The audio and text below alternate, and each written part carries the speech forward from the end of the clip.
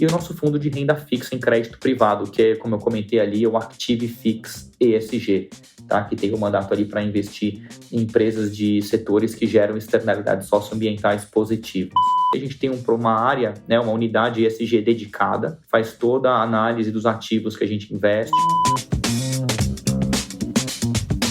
Bem-vindos e bem-vindas ao Mind Asset, o podcast da Itaú Asset. Eu sou a Clara, do time de comunicação, e como muitos de vocês já devem saber, no final do ano passado a CVM anunciou ao mercado a nova Resolução 175, que trouxe, dentre outras mudanças importantes para a indústria de fundos de investimento, como a ampliação dos limites para investimentos no exterior em fundos para os investidores em geral, também novas regras para os fundos ESG, ou ESG, a sigla usada para denominar os aspectos ambientais, sociais e de governança corporativa das empresas.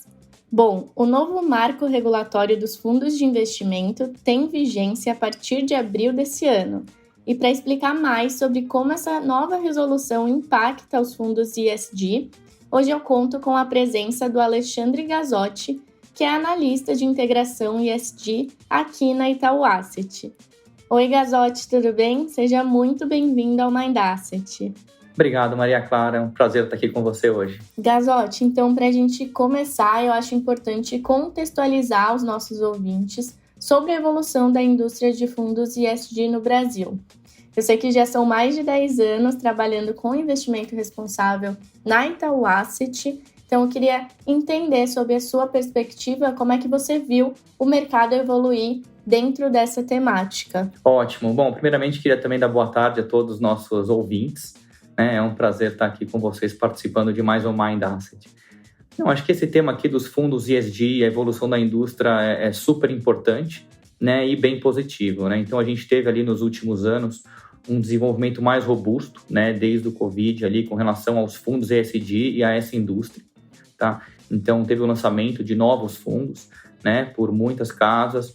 O patrimônio desses fundos também teve um influxo relevante, né, no Brasil, e muito mais relevante ainda nos países desenvolvidos, ali, como Estados Unidos e Europa, né, o que chamou a atenção de muitos investidores e de gestores para o tema, que começaram todo mundo a olhar com mais atenção realmente para essa classe de fundos. Legal, e é como a gente fala bem, né? Aqui na Itaú Asset, a questão de integração socioambiental é tradição, né? Então, agora, quando a gente olha de fato para regulação, olhando para os fundos socioambientais em geral, eu queria trazer o nosso tema para o impacto de fato da nova resolução. Então, o que muda agora com essa implantação aqui da nova regulamentação, Gazzotti? Legal, uma boa pergunta. Então, né, como eu comentei ali, aquele fluxo, né, de recursos para os fundos ESG lá fora e aqui no Brasil, de certa forma, chamou um pouco a atenção também dos reguladores, né, e não só dos investidores. Então, a atenção aqui de regulador era muito no sentido de garantir ou de buscar garantir que os recursos que estavam sendo alocados em fundo ESG estavam, de fato, né, respeitando as regras e as políticas de investimento e o que estava sendo, de fato, vendido e comunicado para os clientes. Tá? Evitar o que a gente conhece aqui na indústria como greenwash. Né? Então, assim, a gente teve aqui no Brasil a Anbima, primeiro tocando uma questão muito autorregulatória, né, tentando delimitar ali o que são os fundos de investimento sustentável, os fundos que integram questões ESG nos seus mandatos. E agora a CVM trouxe também com a 175 um pouco do view deles sobre o que seriam essas questões, né? Então, quais são os fundos que podem usar os termos ESG, ASG, ambiental, verde, social ou sustentável, tá? Ou outros termos ali que são correlacionados às finanças sustentáveis nos nomes dos fundos, tá? Então, eles indicaram ali, a CVM trouxe um esclarecimento, né, de que esses fundos têm que mencionar quais são os benefícios esperados, né, ambientais, sociais ou de governança corporativa na política de investimento e como é que a política de investimento vai buscar originar esses benefícios, tá? Eles pedem para também ter transparência com relação às metodologias ou diretrizes que são seguidas ali, né, para serem classificados como ESG. se tem uma entidade responsável por certificar, né, ou dar uma segunda opinião sobre os ativos que estão nos fundos, e a existência ali de um relatório, né, sobre os resultados ambientais, sociais e de governanças alcançados pela política de investimento. Tá? Eu acho que essas diretrizes, né, que a CVM passou aqui são bem importantes, elas vêm em linha com a autorregulação que a gente viu da Anbima. Tá? Então, nesse sentido, acho que passa mais segurança para o mercado e para os investidores, apesar de ainda terem algumas arestas ali que a gente precisa entender melhor para conseguir conciliar as duas regulações na nomenclatura e no mandato dos fundos. Certo, e você tocou num termo aqui importante, né, na indústria, que a gente fala e escuta bastante, que é o chamado greenwashing. Queria que você explicasse um pouco mais para os nossos ouvintes sobre ele. Sim, bom, o greenwashing ele foi conhecido, né, muito mais lá fora até, onde as empresas, né, ou mesmo gestores, no caso lá fora, vendem fundos ESG, né, vendendo boas práticas ou bons critérios de seleção das empresas, né, e estão selecionando empresas que são líderes, né, em performance ambiental, social, de governança corporativa, ou em alguns temas, né, como água, energia renovável ou mudanças climáticas. E, na realidade, a diligência, né, que essa empresa tem ou que o gestor tem ali na seleção das empresas, ela é muito aquém daquilo que está sendo vendido. Tá? Então, o investidor ou o cliente daquela empresa acaba comprando, né, alguma coisa, achando que aquela empresa é responsável, que ela tem uma atuação ambientalmente correta, socialmente responsável, quando, na verdade, não é bem assim. Tá? Então, a gente viu os reguladores, especialmente europeus, né, e agora mais recentemente dos Estados Unidos e também os locais aqui no Brasil, atuando, né, com relação à categorização, classificação, oferta e distribuição, né, dos fundos ESG, e tentando evitar e proteger os investidores com relação a esse risco. Certo. E dentre todas as mudanças que você trouxe aqui, né, eu queria dar um zoom na inclusão da originação de benefícios socioambientais. O que isso quer dizer realmente para o mercado em geral? Legal, essa é uma dúvida muito comum. Eu vou dar como exemplo aqui, eu acho que para ficar mais tangível, o nosso fundo Itaú ActiveFix ESG. Tá? Então, ele é um fundo de crédito privado que tem como mandato investir só em setores que geram externalidades socioambientais positivas. Tá? Ou seja, eu invisto aí, a gente investe nos setores de geralmente saneamento, educação, saúde, affordable housing, energia renovável, agricultura biológica, né? Ou seja, são setores que a gente, por exemplo, de saneamento, a gente investe na empresa de saneamento, ela com esse recurso, ela consegue tratar, né, mais água, distribuir mais água, coletar e tratar mais esgoto e atender mais pessoas. Então, o investidor ganha com o retorno, né, do papel que ele comprou, a empresa ganha porque vai conseguir tratar mais água, mais esgoto, atender mais pessoas, e a sociedade e meio ambiente tem benefícios também, porque você vai estar ali provendo, né, mais esgoto para a população, tratamento de água e distribuição de água potável. Então, assim, é o famoso ganha, ganha, ganha, né? A gente consegue ali mensurar esses benefícios socioambientais que são tendo entregues pelos ativos do fundo. Tá? Legal, Gazotti, acho que dá para ver que é realmente uma evolução, se a gente for medir na vírgula aqui, né, o impacto para a sociedade ali na ponta como um todo, né?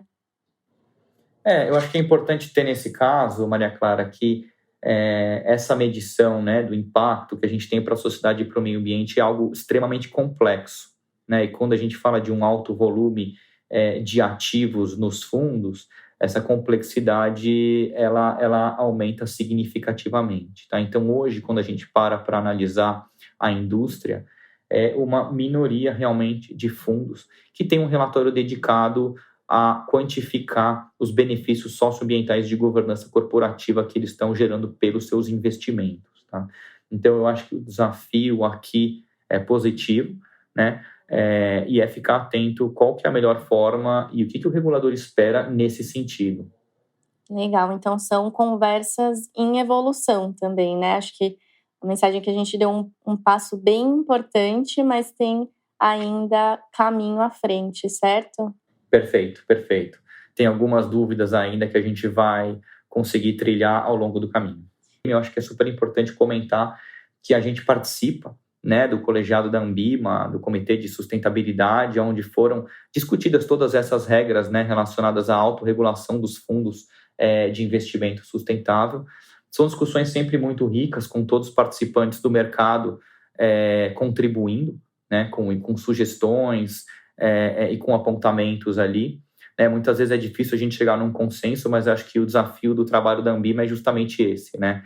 Ouvir todos os lados e chegar numa proposta de autorregulação que seja, de certa forma, um consenso entre todas as partes, tá? Para que todo mundo siga em frente e adote aquela prática como a melhor prática para o mercado. Gazotti, então, falando agora, né, a gente tratou aqui das mudanças que a nova resolução traz para os fundos ESG, mas eu queria te perguntar sobre a abordagem que a gente vê dos reguladores lá fora também.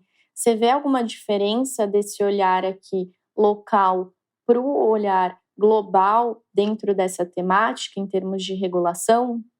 Legal, obrigado pela pergunta, né, Clara? Bom, apesar das regulações serem diferentes, obviamente, né, de certa forma a abordagem parece um pouco mais padrão, né, que é de certa forma tentar regular, né, estabelecer quais são os critérios para que possam ser colocados no nome dos fundos, né, e na oferta desses para os clientes finais, que são fundos ali relacionados à sustentabilidade ou de ESG, né, ou que tem de certa forma qualquer tipo de nomenclatura remetente ao tema investimento responsável no nome, tá? Da fora a gente vê muita diligência no sentido de entender qual que é a metodologia que os gestores estão usando por trás, né, para poder chamar um fundo de um fundo ESG ou de um fundo de investimento responsável, né, em alguns casos diligenciando inclusive para conseguir confirmar se essas informações batem e são de fato verídicas, tá?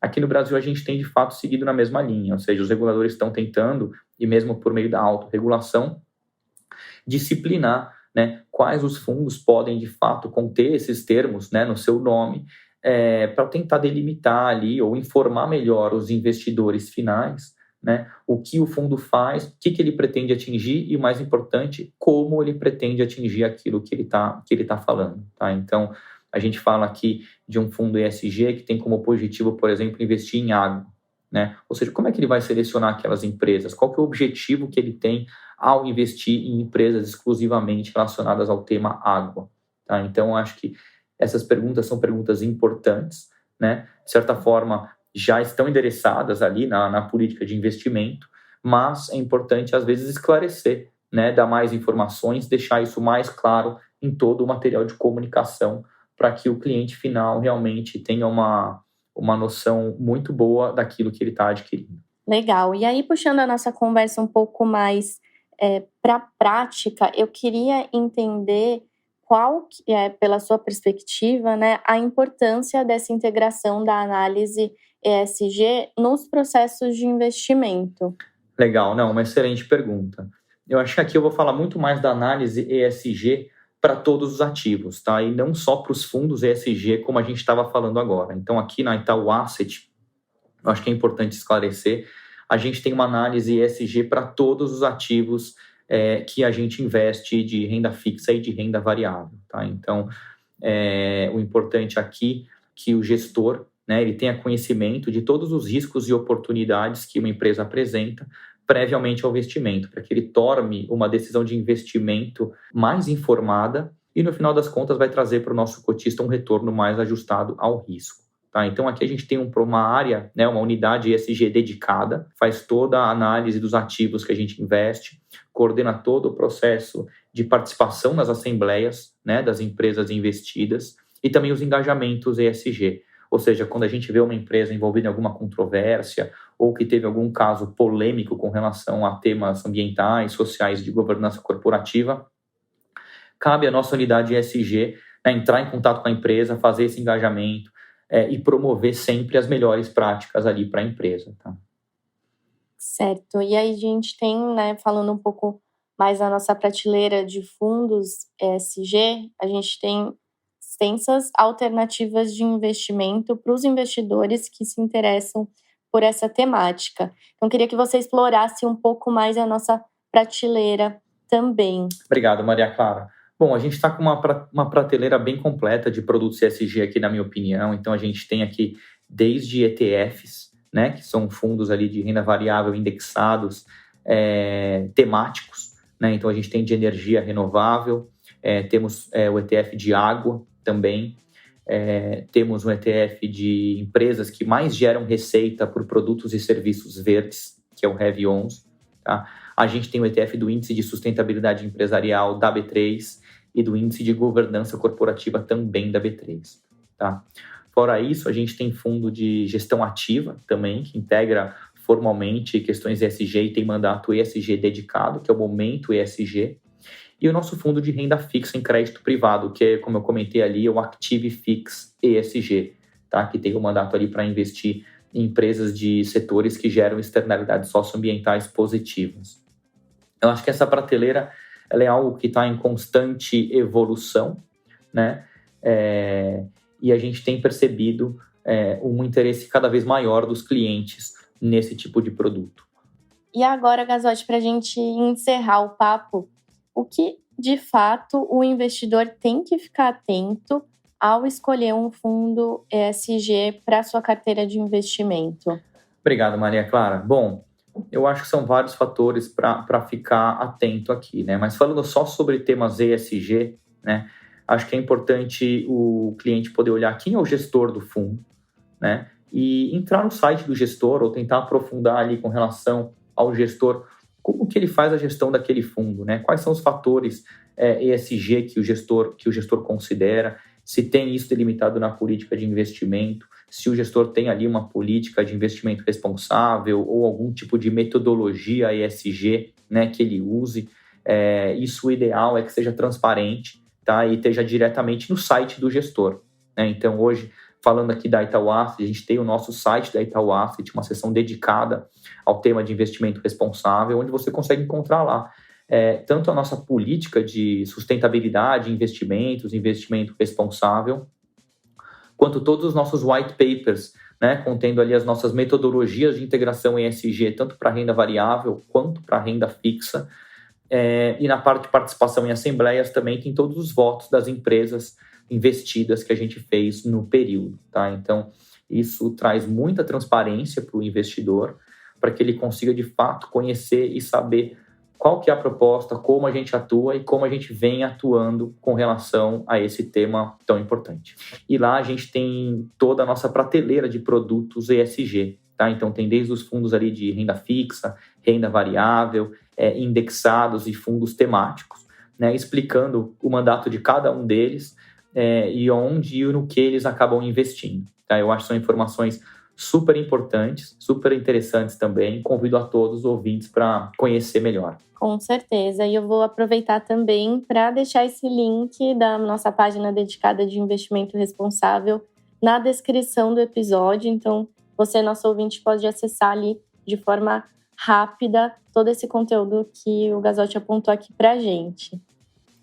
Bom, então acho que com isso a gente encerra o nosso episódio. Gazotti, muito obrigada por topar participar aqui com a gente. Foi super interessante conseguir nos aprofundar nesse tema, né? Entender um pouco mais das mudanças da nova resolução 175 e também entender o pioneirismo da Itaú Asset nessas questões. Então, obrigada novamente. Obrigado, Maria Clara. Um prazer estar aqui com vocês. Agradeço também aos nossos ouvintes. Obrigado, pessoal.